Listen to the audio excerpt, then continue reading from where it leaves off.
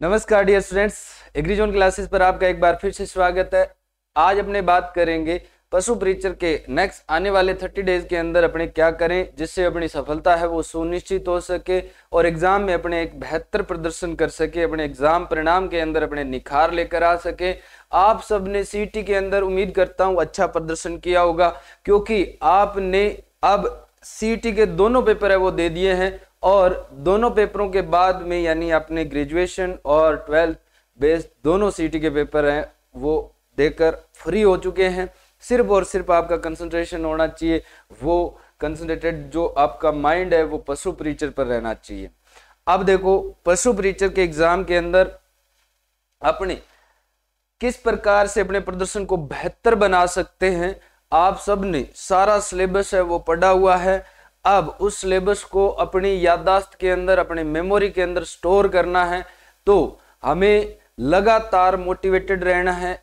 दूसरी बात, हमें ये बात हमेशा ध्यान में रखनी है कि हमारा अभी तक का काम पूरा नहीं हुआ है। जिस दिन एग्जाम दे दें और एग्जाम के अंदर अपने लगभग 130 से ज्यादा पर्सन अटेम्प्टिंग हो, तब जाकर अपना काम है वो पूरा होगा। ओके।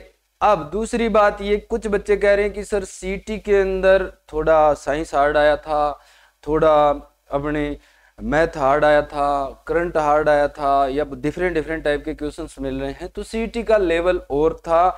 और ट्रेंड की बात करें तो देखो, कोई ट्रेंड फॉलो नहीं हुआ, हर बार अपने को अलग अलग प्रकार के सिस्टम मिले। ये कह सकते हैं कि एक दिन का ट्रेंड है वो फॉलो हुआ था कि भी सुबह की पारी में जैसा क्वेश्चन आए थे, शाम को भी उसी पारी के अंदर लगभग सेम टॉपिक के क्वेश्चन है वो मिले थे। बट सीटी का और पशु परीक्षक का कोई लेना देना नहीं है। इसको अपने बेस नहीं मान सकते कि भी सीटी में ऐसे पेपर आया था तो हो सकता है पशु परीक्षक में भी ऐसा ही पेपर आए, ये कोई बेस नहीं है। अपने मेन चीज ये है कि आप अपना कॉन्सेप्ट क्लियर करो, रोजाना आप जी जान लगा के पढ़ो। और अपने पास 6 यूनिट है, 6 यूनिट में डिवाइड करके अपने को सिलेबस दिया हुआ है।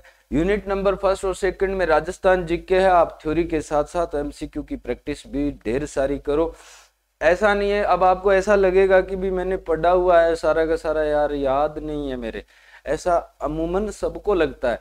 एक की प्रॉब्लम नहीं होती है, सबको लगेगा कि भी मेरा पढ़ा हुआ है पर याद नहीं है। बट अपने आप को कॉन्फिडेंट बनाए रखने के लिए आप प्रैक्टिस करो, एमसीक्यू बेस्ड आप जो जितने भी आपके पास सब्जेक्ट मटेरियल है उसको पढ़ो। थ्योरी भी आप साथ साथ में दोहराते जाओ, रिवीजन करते जाओ।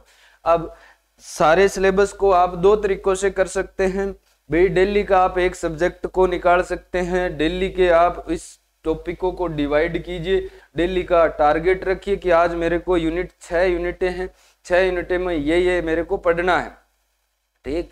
दूसरी चीज ये है कि आप एक पर्टिकुलर सब्जेक्ट को दे सकते हैं कि भी पहले दिन आपने राजस्थान जीके का जितना कवर किया निशान लगा के छोड़ दो, दूसरे दिन आपने सामान्य विज्ञान का किया जितना किया निशान लगा के छोड़ दो, करंट अफेयर का जितना पढ़ा निशान लगा के छोड़ दो। साथ साथ में करंट अफेयर के लिए एक बात याद रखना, साथ साथ में शॉर्ट नोट्स है वो बिल्कुल जैसे जैसे पढ़ो वैसे वैसे शॉर्ट नोट्स है वो तैयार करते जाओ।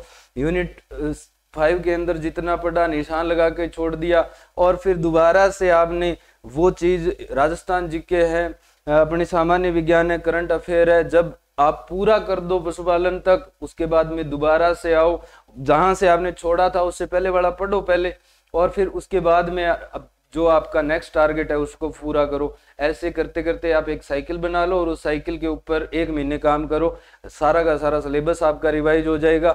रिवीजन करना बहुत जरूरी है। अब हाथ पर हाथ धर कर बैठने वाली बात नहीं है, रोजाना रिवीजन करना बहुत जरूरी है। ज्यादा पढ़ना भी जरूरी है बट बर्डन लेके नहीं पढ़ना है। ऐसा नहीं है आपका पेपर है ऐसा नहीं पढ़ना है। हमें एक सीखने की दृष्टि से पढ़ना है, बार बार उसकी चीज की प्रैक्टिस करनी है, बार बार उस टॉपिक को दोहराना है। पर आपका जो मटेरियल है वो फिक्स होना चाहिए, नए पर ट्राई नहीं करनी है। बच्चे क्या करते हैं, मार्केट चलते हैं नई बुक लेकर आते हैं, मार्केट चलते हैं नई बुक लेकर आते हैं।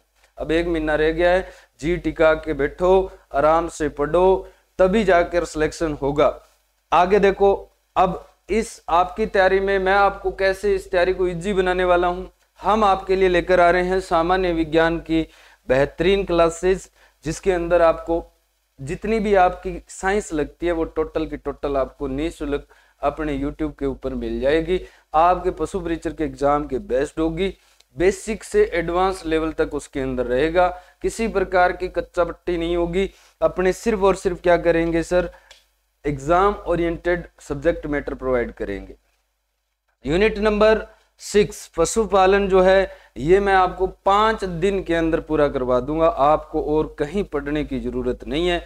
आपके लिए मैंने ई बुक तैयार की है, ई बुक के अंदर जाओगे, ई बुक में आपको थ्योरी है वो डाउनलोड करके प्रिंट करवा लो, उसी थ्योरी को मैं बार बार आपको पढ़ाऊंगा और 5 दिन में इस ई बुक को दोबारा से आपको तैयार करवा दूंगा। तो 2 यूनिटें तो आपकी बढ़िया तरीके से मैं आपके साथ में रहूंगा, इसके लिए आपको तैयार करवा सकते हैं। राजस्थान जीके वो आप सब बच्चों ने भरपूर मात्रा में पढ़ा है, क्योंकि कुछ बच्चे स्पेशल इसी की तैयारी कर रहे थे या सीटी की भी तैयारी कर रहे थे या किसी भी एग्जाम की तैयारी कर रहे थे, राजस्थान जीके तो उनका तैयार ही है। अब कुछ बच्चे जो ऐसे हैं जैसे रीट का एग्जाम देने वाले हैं, उन्होंने भी भरा है, भी 17 लाख है, तो सब लोगों ने भरा है फार्म। अब सब लोगों में से ये सारा तो उनका तैयार है, बट बात अड़ती है यहाँ पर पशुपालन पर। तो पशुपालन की सारी मैंने थ्योरी की क्लास है वो कंप्लीट करवाई है, उनको आप जाके देख सकते हैं।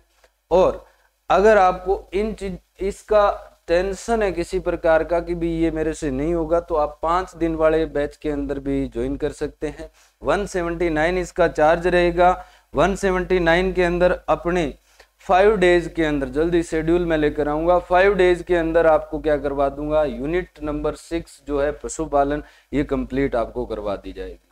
आपके सुझाव और आपके कमेंट्स करके आप मेरे को बता दीजिएगा कि हमें और क्या अड़चन आ रही है। उम्मीद करता हूं आप सब अच्छा प्रदर्शन करेंगे, 1 महीने का सदुपयोग करेंगे। Thanks for watching, have a nice day.